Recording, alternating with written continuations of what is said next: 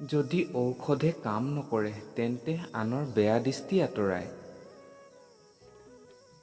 সেইগৰাকী মা হয় বন্ধুসকল হাৰ কেতিয়াও নামানে।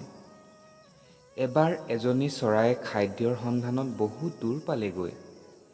খাদ্যলৈ যেতিয়া তাই নিজৰ বাহত উপস্থিত হ'ল, চৰাই পোৱালীকেইটাই ক'লে,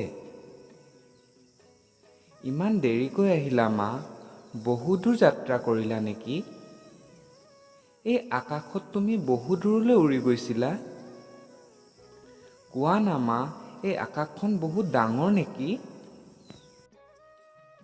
কিমান ডাঙৰ? সংসাৰৰ সকলো বস্তুতকৈ ডাঙৰ নেকি? কোৱা না মা, ইয়াতকৈ ডাঙৰ কিবা আছে নেকি?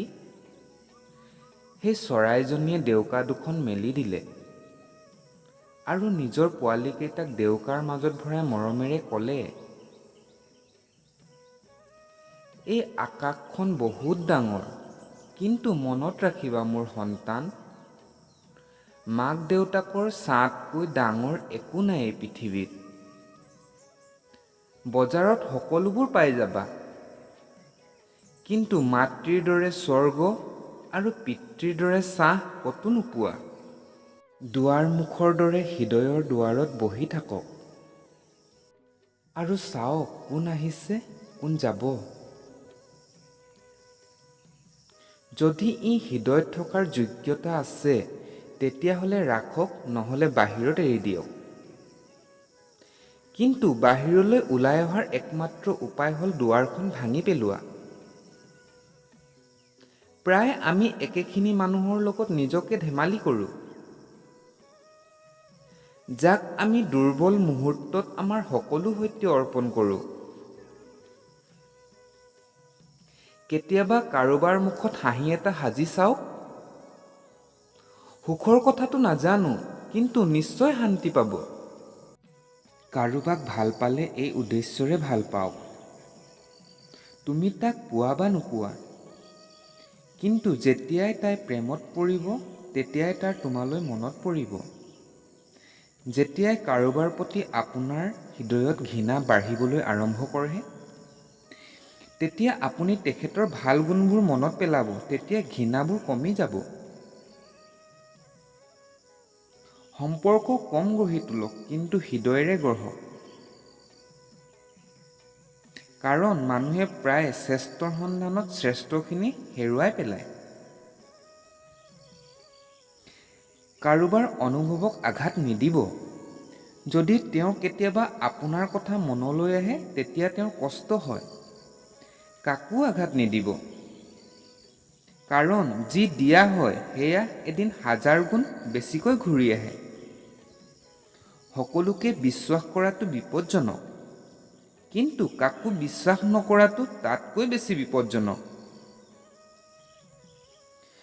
কথা লাগিলে যেনেকুৱাই নহওক, এৰি যোৱাসকলতো যাবই। যিসকলে কৰে কৰিবই, পৰিস্থিতি যিয়েই নহওক কিয়। মানুহক হেৰুৱাবলৈ ভয় নকৰিব, ভয় কৰক সেই কথাটো, মানুহক সুখী কৰোঁতে কৰোঁতে নিজকে যাতে শেষ কৰি নিদিয়ে। যদি আপুনি কাৰোবাৰ ব্যক্তিত্বৰ অনুমান কৰিব বিচাৰে, গতিকে চাওকচোন তেওঁ কি কথাত হাঁহিছে। নিজকে সাগৰৰ দৰে কৰি লওক। ভিতৰত বহুত বস্তু কঢ়িয়াই নিয়াৰ পাছতো ভিতৰৰ পৰা একেবাৰে শান্ত হৈ থাকে। যদি ব্যক্তিজনে ভাবে যে তেওঁৰ দুখৰ কাৰণ আন কোনোবা, গতিকে তেওঁ কেতিয়াও সুখী হ'ব নোৱাৰে। একেলগে থাকি ঠগবাজ কৰাজনতকৈ ডাঙৰ শত্ৰু নাই। আৰু আপোনাৰ দুখবোৰ মুখত ক'ব পৰাজনতকৈ ডাঙৰ বন্ধু আৰু কোনো নাই। চিধা কথা কোৱা মানুহবোৰ নিশ্চয় তিক্ত, কিন্তু প্ৰতাৰক নহয়। যদি আপোনাৰ পৰিস্থিতি সঠিক নহয়, কাকো দুখ নিদিব, নিজকে দুখ দিব।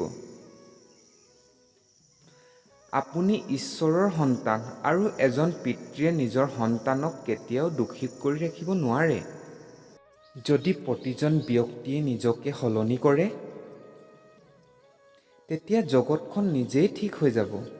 নমস্কাৰ বন্ধুসকল, ভিডিঅ'টো আজিলৈ ইমানেই আছিল। চাই কেনেকুৱা পালে জনাবৰ কাৰণে নাপাহৰিব।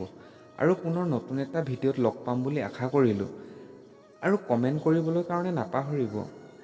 আৰু সদায় হাঁহি থাকক, কেতিয়াবা নিজৰ কাৰণে আৰু কেতিয়াবা আপোনজনৰ কাৰণে। ধন্যবাদ।